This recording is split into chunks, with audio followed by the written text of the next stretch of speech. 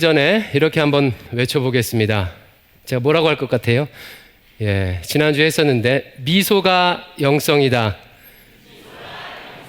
한 번만 더 해볼게요. 미소가 영성이다. 어떤 분이 영성이 깊어지는지 아닌지 어떻게 알 수 있습니까? 미소를 보면 알 수가 있죠. 시간이 지날수록 미소를 지으면서 사람들에게 따뜻하게 대하시는 분들이 영성이 깊어지는 것입니다. 이런 은혜가 있기를 바랍니다. 오늘 말씀을 살펴볼 텐데요. 오늘 우리가 함께 나눌 훈련하는 교회, 즉 제자 훈련이란 주제는 제게 개인적으로 좀 특별합니다. 저는 이 목회를 이 제자 훈련 때문에 했다고 해도 시작했다고 해도 과언이 아니에요. 저는 학부에서 정치학을 전공했고 대학원에서 정치사상, 그중에서도 시민사회론을 공부했습니다. 그러다 보니까 자연스럽게 정치에 관심을 두게 되었고요. 누가 저에게 앞으로 뭐 할 겁니까? 라고 물으면 농담 반, 진담 반으로 대통령 할 겁니다. 라고 대답을 했습니다. 그러다가 본격적으로 이 진로를 정해야 하는 상황이 되니까요. 마음에 갈등이 일어나는 거예요. 당시 저는 대학원 공부와 함께 이 캠퍼스에서 학생들을 제자 삼는, 그러니까 제자 훈련시키는 일을 하고 있었고 그 일에 일종의 보람과 사명을 가지고 있었습니다. 그러니까 이 두 가지가 이 갈등이 되는 거예요. 그래서 하나님 앞에 이렇게 물으며 기도했습니다. 하나님, 저 앞으로 대통령 할까요? 아니면 제자 삼는 사역을 전문적으로 하면 목회자나 선교사 할까요? 이렇게 기도했습니다. 여러분, 하나님께서 뭐라고 응답하셨을까요? 결국 여러 가지 우여곡절 끝에 이 제자 삼는 일을 전문적으로 하는 목회자의 길을 가기로 결정을 했습니다. 그만큼 제자 훈련은요, 저에게 목회를 하게 되는 일종의 원동력 그리고 목표이기도 합니다. 제가 제자 훈련에 이렇게 큰 가치를 두게 된 것은 하나님 나라가 이루어지는 방식을 깨닫고 나서부터예요. 여러분, 예수님께서 이 땅에 성육신하신 이유가 무엇입니까? 예수님께서 십자가에 달려 죽으심으로 우리를 구원하신 이유가 무엇이죠? 한 가지예요. 하나님 나라를 이루기 위해서입니다. 하나님의 창조로 시작된 하나님 나라는 인간의 죄로 인해서 어그러졌어요. 하지만 예수 그리스도의 구속사역으로 하나님의 통치가 다시 이 땅에 임하게 되었고 우리 예수님께서 다시 재림하실 때 하나님 나라가 완성될 것입니다. 그러므로 인류의 역사는요, 이 하나님 나라가 이루어지는 과정이라고 해도 과언이 아니에요. 그런데 성경을 보니까 이 하나님 나라는 독특한 방식으로 이루어집니다. 여러분, 보통 세상 나라들은 어떻게 세워지죠? 세상 나라들은요, 힘으로 세워져요. 무력의 힘, 권력의 힘, 재력의 힘 등 힘으로 세워집니다. 그래서 소위 큰 뜻을 펼치려는 사람들은 하나같이 힘을 가지려고 하죠. 정치하는 사람들은 정권, 즉 정치 권력을 획득해서 자신의 뜻을 펼치려고 합니다. 때로는 군대의 힘을 빌려서라도 권력을 쟁취하려고 해요. 그러나 하나님 나라가 세워지는 방식은요, 이와 같은 세상의 방식과는 전혀 달라요.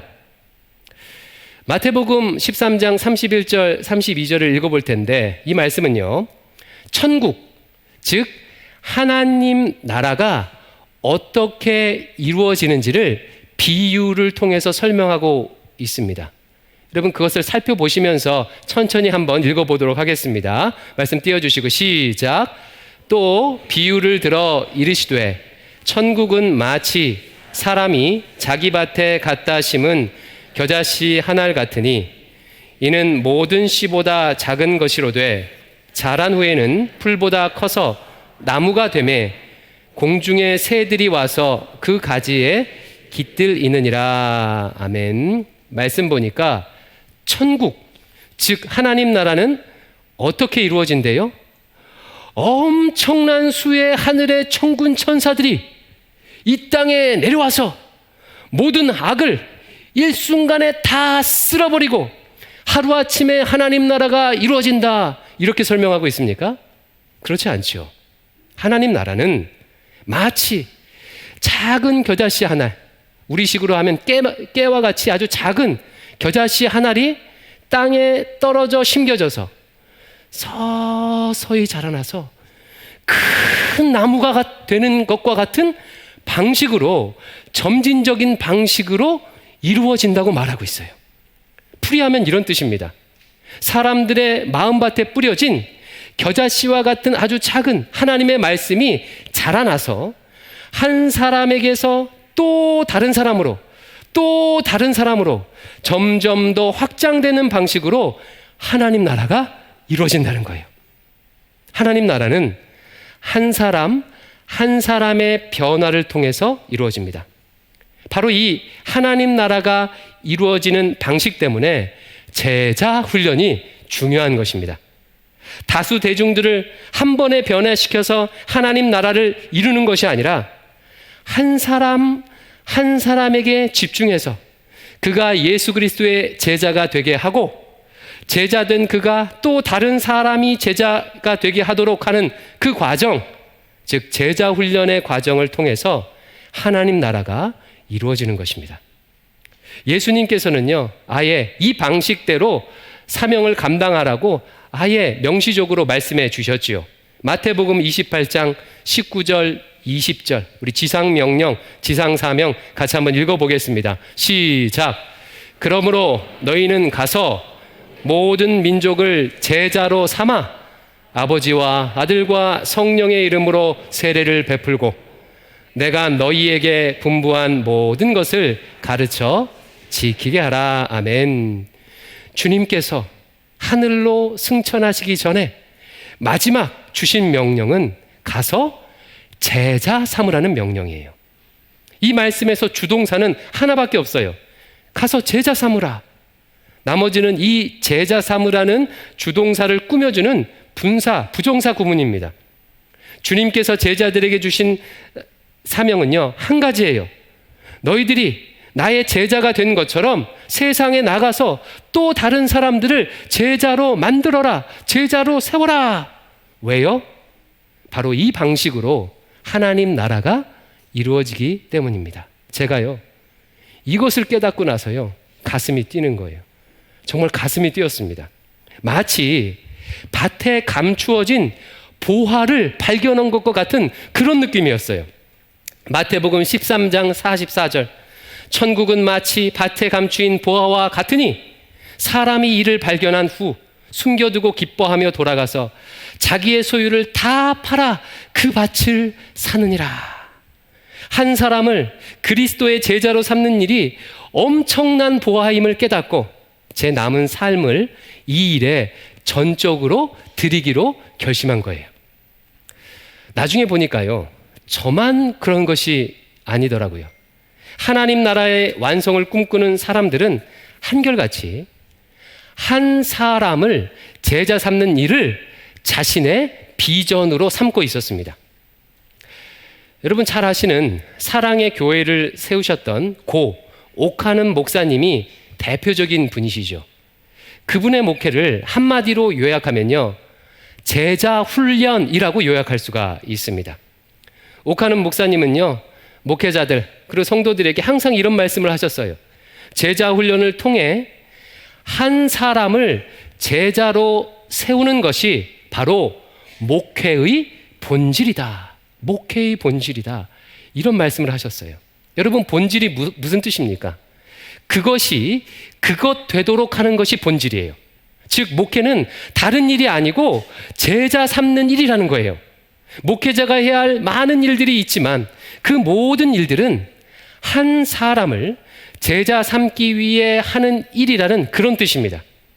그러므로 훈련하는 교회에 대한 저의 기대는요, 매우 분명해요. 여기 계신 모든 성도들이요, 예수 그리스도의 제자가 되는 것입니다. 여기 계신 분들이 예수님의 제자가 되는 것을 저는 기대해요. 여러분, 예수님을 따라다닌다고 모두가 다 제자가 되는 것은 아닙니다. 2000년 전에 예수님께서 이 땅에 오셨을 때, 이 땅에 계셨을 때 많은 사람들이 예수님을 따라다녔지요. 많은 사람들이 예수님께 열광했습니다. 하지만 성경은요, 예수님을 따르는 사람 모두를 제자라고 표현하고 있지 않아요. 성경을 읽어보면요, 예수님을 따르는 사람을 두 가지로 나눠서 기록하는데 무리라는 단어와 제자라는 단어로 구별해서 기록하고 있습니다. 이 무리라는 사람들은 어떤 사람이냐면 예수님 자체가 아니라 예수님께서 베푸시는 기적에 관심이 있어서 예수님을 따라다니는 사람들이에요. 예수님께서 병자를 치유하시고 귀신도 쫓아내시고 오병이어의 기적으로 배불리 먹이시니까 그 덕을 보려고 따라다니는 사람이 바로 무리입니다. 무리. 이런 무리에 대해서 예수님께서 이렇게 평가를 하셔요. 요한복음 6장 26절, 너희가 나를 찾는 것은 표적을 본 까닭이 아니요 떡을 먹고 배부른 까닭이로다. 무리가 예수님을 찾는 것은 예수님께서 하나님의 아들이시라는 표적을 보았기 때문이 아니라 오병이어의 기적으로 배부르게 먹었기 때문에 그래서 예수님을 따라다닌다는 거예요. 무리의 관심은요, 오로지 자기 자신의 이익입니다. 따라서 무리는 예수님께서 자신에게 유익하다고 생각된다면 예수님을 따라요. 하지만 예수님이 별로 유익되지 않는다고 생각하면요, 예수님을 기꺼이 버립니다. 실제로 2000년 전에 이 무리들은 예수님께서 십자가에 못 박히실 때 종교 지도자들과 함께 예수님을 함께 못 박았어요. 지금도 마찬가지예요. 수많은 사람들이 예수님을 따르는 것 같지만 다 제자가 아니에요. 자신의 유익을 위해서 따르는 무리가 있고 예수님을 따르는 제자가 있습니다. 제자는 그럼 어떤 사람들이냐? 예수님이 베푸신 기적이 아니라 예수님 자체를, 예수님을 따라가는 사람들이 제자입니다. 예수님께서 하나님의 아들 되심을 믿기에 어떤 상황에서도 예수님을 따르는 자들이 제자예요. 하나님 나라는요, 바로 이와 같은 소수의 제자들을 통해서 이루어지는 것입니다. 다수 대중, 무리가 아니라 예수 그리스도를 따르는 소수의 제자들을 통해서 하나님 나라가요, 점점점 더 자라나는 거예요. 저는요, 대광교회 성도들이 무리가 아니라 제자가 되기를 정말 간절히 기대하고 소망합니다. 그러면 제자는 구체적으로 어떤 사람일까요? 제자도에 대해서는 정말 방대한 내용이 있습니다. 아마 책으로 따지면 수백 권의 책이 제자도를 말하고 있을 거예요. 그 중에서 오늘은 디모데후서 2장 1절 2절이 말하는 제자도를 살펴보려고 합니다. 이 말씀은 사도 바울이 자신의 제자, 자신의 영적 아들 디모데에게 주는 권면인데요. 뭐라고 권면하는지 같이 한번 읽어볼게요. 디모데후서 2장 1절 2절 시작. 내 아들아, 그러므로 너는 그리스도 예수 아래 있는 은혜 가운데서 강하고 또 내가 많은 증인 앞에서 내게 들은 바를 충성된 사람에게 부탁하라. 그들이 또 다른 사람들을 가르칠 수 있으리라. 아멘. 이 말씀이요, 제자 훈련에 대한 저의 모토입니다. 이 말씀이에요. 이 말씀은 크게 두 가지 권면으로 되어 있죠. 첫 번째, 1절. 디모데야, 너는 예수님의 은혜 안에 강해져라. 두 번째, 2절이에요. 내가 너에게 가르쳐준 대로 다른 사람들을 가르쳐라. 즉, 다른 사람을 제자 삼으라. 이 두 가지 권면으로 되어 있어요. 이 두 가지가 저의 제자 훈련의 모토입니다. 제자란 은혜 안에서 강해져서 다른 사람을 제자로 세울 수 있는 사람이 제자예요. 따라서 대광의 성도들이 무리가 아니라 그리스도의 제자가 되기를 기대한다는 말은요, 대광의 성도들이 은혜 안에서 강해져서 다른 사람을 제자로 세울 수 있는 사람이 되기를 기대한다는 말입니다. 여기 계신 모든 분들은 다른 사람을 제자로 세울 수 있는 그런 제자가 되기를 주의 이름으로 축원합니다. 여러분, 이 세상에는 유한한 것과 영원한 것이 있어요. 그 중에서 이 땅에서 살아가는 우리의 인생은 유한합니까? 영원합니까? 유한한 것에 속하죠. 시간이 지나면 우리의 육체는 쇠하게 돼요. 우리가 이 땅에서 이루어 놓은 많은 것들도 우리가 죽을 때 하나도 가져가지 못합니다. 그래서 철학자들은요, 우리 인생의 이러한 유한함이 삶의 부조리를 만든다고 그렇게 말해요. 죽도록 고생하며 살아가는데 결국 기다리고 있는 게 뭐예요? 죽음밖에 없는 거예요. 그래서 인생이 공허하고 부조리한 것이죠. 그런데 성경을 보니까 인간이 이 유한함으로 말미암은 이 부조리를 극복할 수 있는 방법이 있다고 가르쳐주고 있어요. 만약에 유한한 인간이요, 영원한 것을 소유하게 된다면, 유한한 인간이 영원한 것을 얻게 된다면 우리의 삶은 결코 죽음과 함께 의미 없이 사라지는 것이 아니라 영원할 수 있다고 말하고 있어요. 그러면 영원한 것이 무엇입니까? 성경은 4가지가 영원하다고 말해요. 4가지. 첫 번째, 하나님이 영원하시다고 말합니다. 두 번째, 하나님의 나라가 영원하다고 말해요. 세 번째, 풀은 마르고 꽃은 시드나 하나님의 말씀은 영원하다고 말해요. 그리고 네 번째, 이것이 중요한데요, 하나님의 말씀으로 구원받은 신자가 영원하다고 말합니다. 따라서 유한한 인간이요, 인생의 부조리를 극복하고 영원함을 얻는 방법은 바로 이 4가지 영원한 것을 소유하는 거예요. 첫 번째, 영원하신 하나님을 내 안에 영접하고 모셔드리는 거예요. 두 번째, 영원하신 하나님 나라를 기업으로 받는 거예요.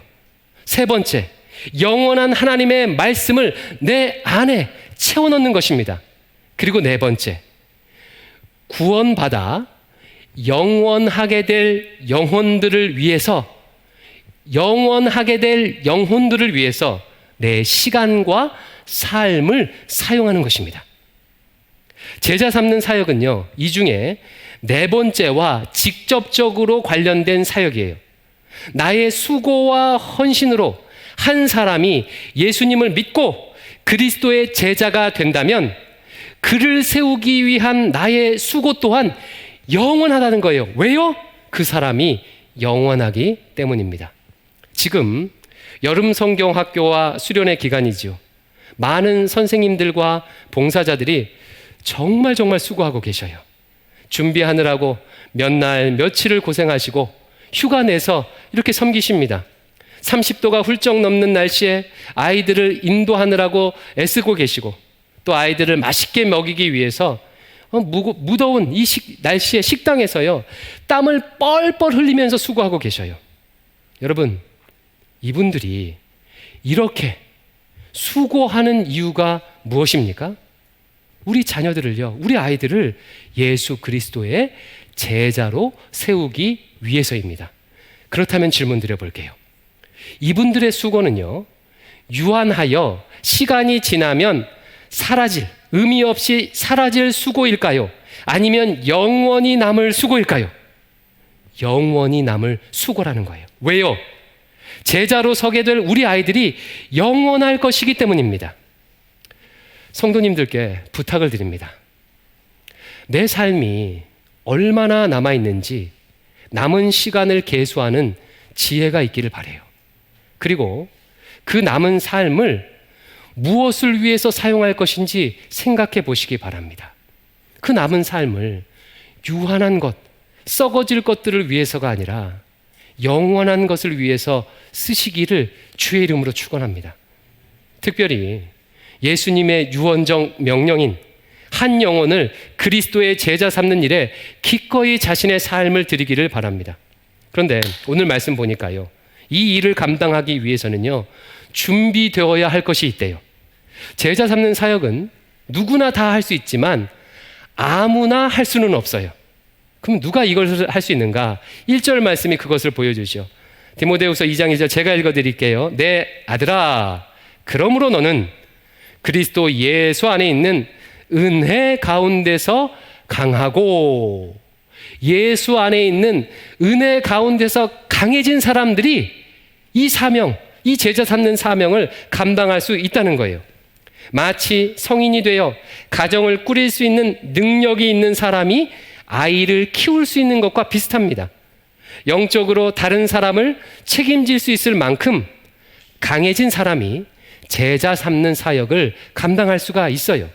그리고 바로 이 강해지는 과정이 제자 훈련의 과정입니다.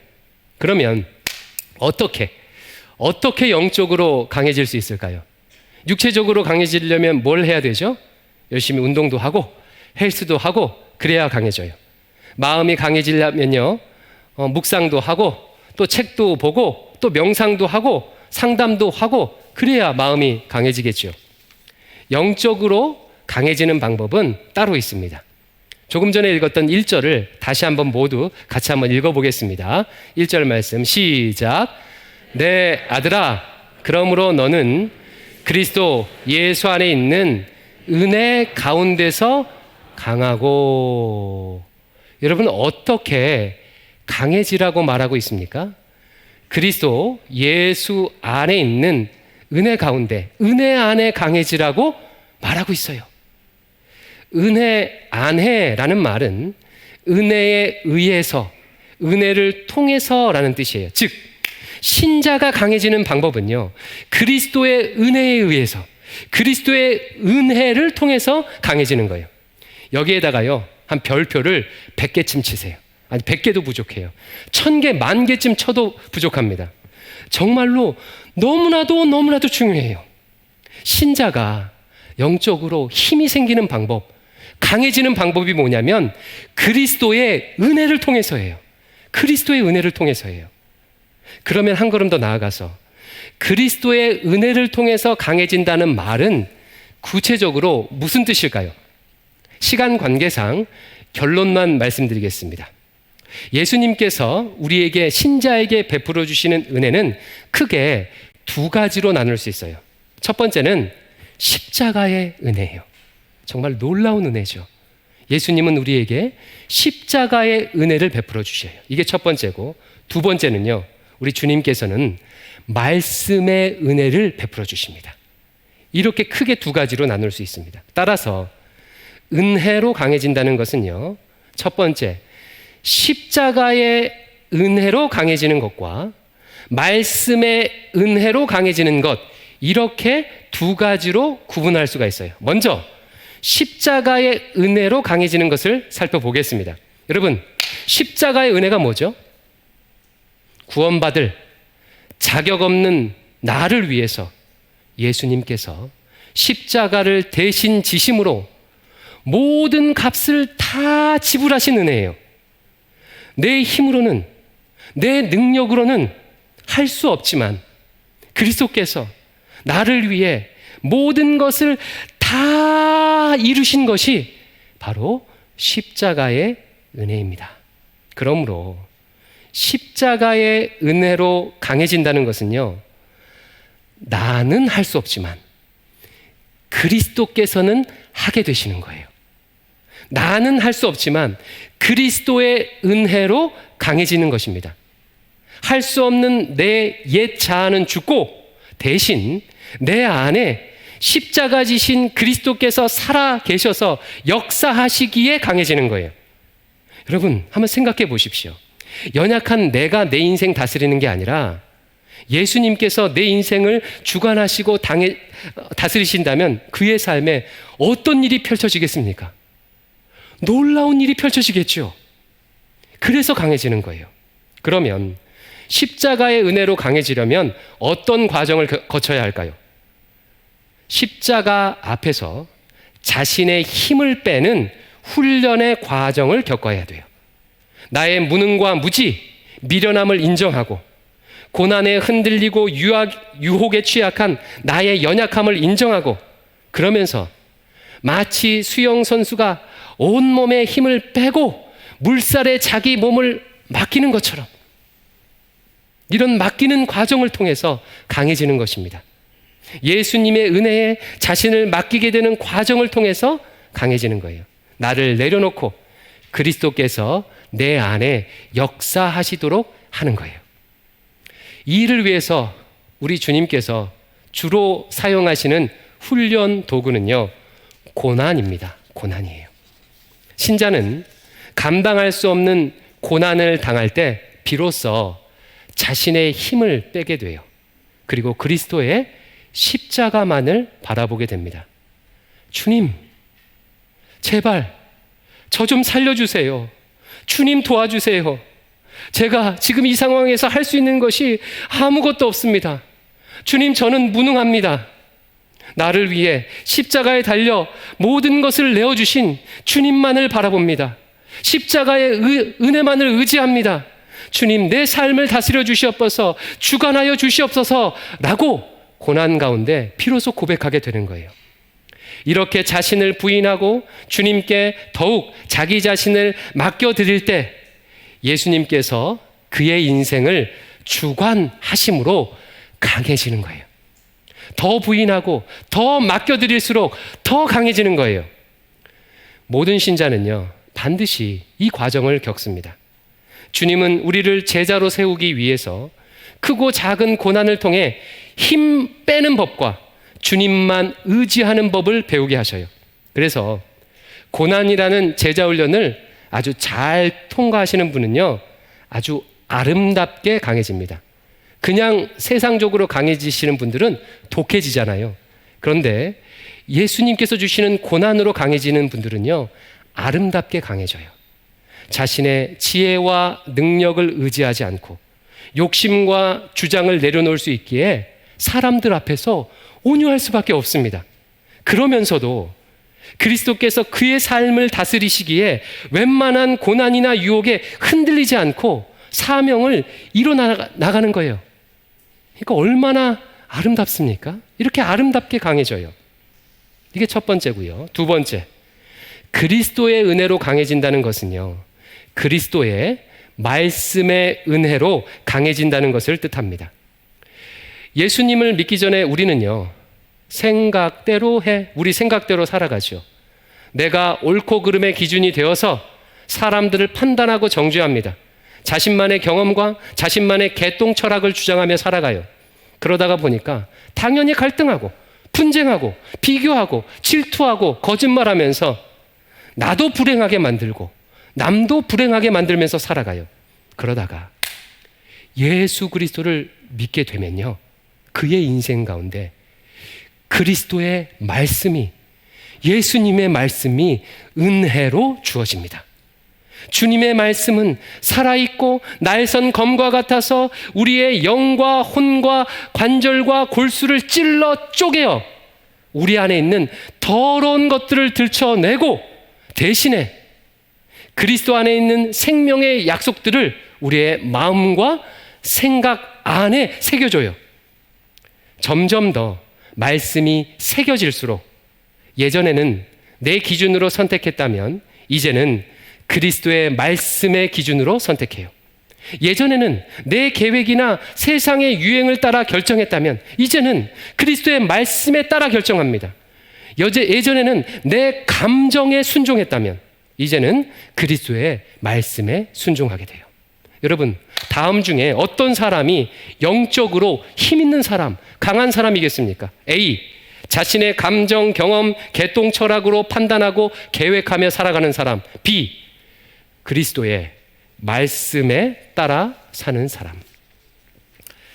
그리스도의 영원한 약속의 말씀에 따라 사는 사람이요, 힘 있는 사람이에요. 강한 사람입니다. 성경은 이런 사람들을 세상이 감당하지 못한다고 말해요. 이런 사람들은요, 사탄 마귀가 공격해도요, 끄떡없습니다. 한번 생각해 보십시오. 감정과 상황으로 자극해도요, 말씀에 순종하니까 어떻게 사단 마귀가 이길 수 있겠습니까? 사단이 도망갈 수밖에 없는 거예요. 그래서 말씀의 검, 이 말씀의 검이 사단을 물리치는 도구가 되는 것입니다. 그러면 그리스도의 말씀으로 강해지려면 어떻게 해야 할까요? 아까 십자가의 은혜로 강해질 때는 주로 주님께서 어떤 도구를 사용하셔요? 고난이라는 도구를 사용하신다고 했죠. 말씀의 은혜로 강해지도록 하기 위해서 주님께서 주로 사용하시는 도구가 뭐냐면 교회입니다. 교회를 통해서 주님이 그 일을 하셔요. 교회를 통해서 그리스도의 말씀을 배우고 그 말씀에 순종하는 과정을 겪으며 강해지는 거예요. 아까 읽었던 마태복음 28장 19절 20절에 뭐라고 말하죠? 너희는 가서 제자 삼으라고 말씀하신 이후에 내가 너희에게 분부한 모든 것을 가르쳐 지키게 하라고 말씀하셨어요. 즉 먼저 제자된 자로부터 주님의 가르침을 받아야 돼요. 순종하는 법을 배워야 한다는 것입니다. 오늘 말씀도 마찬가지죠. 2절 말씀에서 사도 바울은 디모데에게 디모데야 내가 너에게 가르쳐준 것을 다른 사람에게 가르쳐라 라고 이렇게 말하고 있어요. 누군가로부터 즉 교회로부터 주님의 말씀을 배우고 순종하는 법을 익혀야 강해지는 거예요. 그러므로 제자로 온전히 서기 위해서는요, 사명을 감당하기 위해서는요, 말씀을 가르침 받고 순종하는 법을 훈련 받으셔야 합니다. 여러분, 나 혼자서는 성경을 제대로 익힐 수가 없어요. 읽어보셔서 아시잖아요. 성경 읽으면 어떻습니까? 잠이 안 올 때 읽으시면 돼요. 아유, 검정 건 글씨고 흰 건 종이다, 이런 생각이 들잖아요. 말씀을 제대로 알지 못한다는 것은 무슨 뜻이에요? 말씀에 순종하지 못한다는 뜻이죠. 결국 말씀을 배우지 않는다는 것은요, 그냥 내 생각대로 산다는 뜻이에요. 내 감정대로 산다는 뜻입니다. 대광교회는 이 훈련 과정이 매우 잘 되어 있죠. 확신반 7주, 성장반 13주, 제자반 34주, 사역반 36주, 적어도 3년 동안 집중적으로 말씀을 배우고 그 말씀에 순종하는 법을 배울 수 있습니다. 그래서 이 3년 동안 아하 말씀대로 살아보니까 정말 되는구나, 하나님의 말씀이 거짓이 아니구나, 진짜 말씀대로 사니까 되는구나 라는 경험을 하면서 말씀의 사람으로, 즉 제자로 성장하는 거예요. 다른 사람을 섬길 수 있을 만큼 강해지는 것입니다. 그러므로 훈련 받으셔야 돼요. 물론 사역훈련까지 다 마치신 분도 계시죠. 앞으로 그런 분들을 위한 프로그램도 지금 계획하고 있습니다. 설교를 맺겠습니다. 저는 대광의 모든 성도들이 무리가 아니고 그리스도의 제자가 되기를 기대합니다.